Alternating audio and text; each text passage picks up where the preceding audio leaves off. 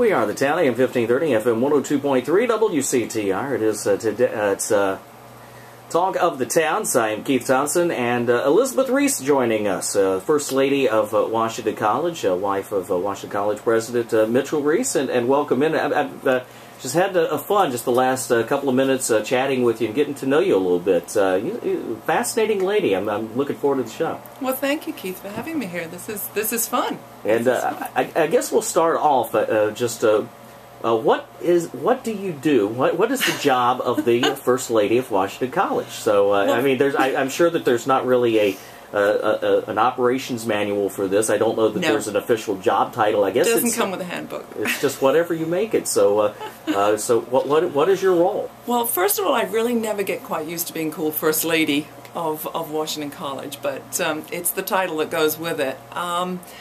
First Lady, I think for me, my way of being a First Lady is we do a lot of entertaining at the house, going on campus, meeting the students, promoting the college if I can, and that's basically it. But I'm loving it. I mean, I absolutely love the job. I'm very happy that the college is the size it is. I think that because we have 1,400 students, I always say I had 2 teenagers, now I have 1,402 children. You really get to know them, which is great. If it was a bigger college, I know that a friend of mine who is First Lady of William and Mary, which is where we came from, there's a lot of students there. You tend not to have that sort of relationship. So that's basically it. We do a lot of promoting, and I'm very fortunate. I have a great product to sell. It's a good place, and have been loving it here. Love the community, being very welcomed here, which is great. So that's pretty much it. We entertain a lot, and we promote the college if I can. And your background is as an entertainer in London. Yes, it is. I was an actress in London, mostly television, BBC stuff. Anything that American audiences might have seen. Well, my very first show I was in Are You Being Served? And I had one line, and I personally thought I presented it extremely well, that one line. But it was in an Are You Being Served? And it was great fun to work with that cast. I mean, you get to know them.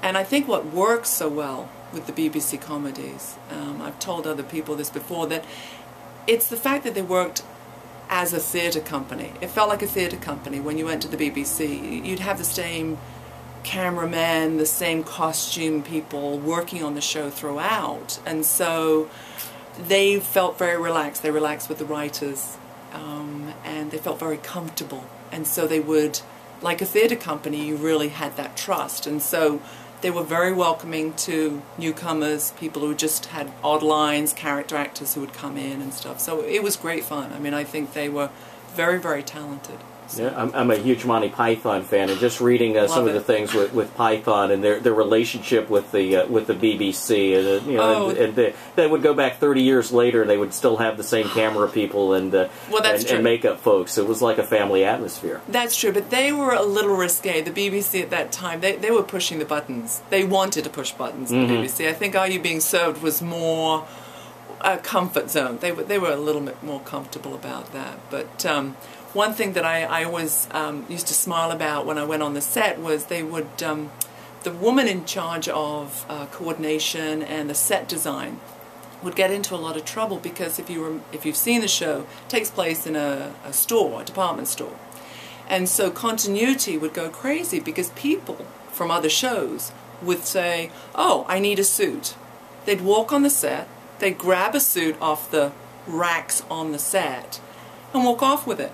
So when you went back to shoot the next scene, the front suit that you saw is suddenly missing. It's now an orange suit or a blue suit or whatever instead of this black suit. What they would do, though, the wardrobe mistress finally figured it out, and what she did was she would cut out the sleeves of one side of the suit and put it on the rack so no one stole it. And so underwear, I mean trousers, they would cut the pants out of the trousers and then put them back on the hanger so you couldn't see the hole, but no one was going to steal it and stuff, which I thought was really funny. Very clever. Very clever. Very, very clever. But it was, as I said, it was a fun show to work on. I did a lot of commercials. I have sold cars, I have sold bathroom cleaners. I mean, commercials was the thing to do as an actress, because it was great money.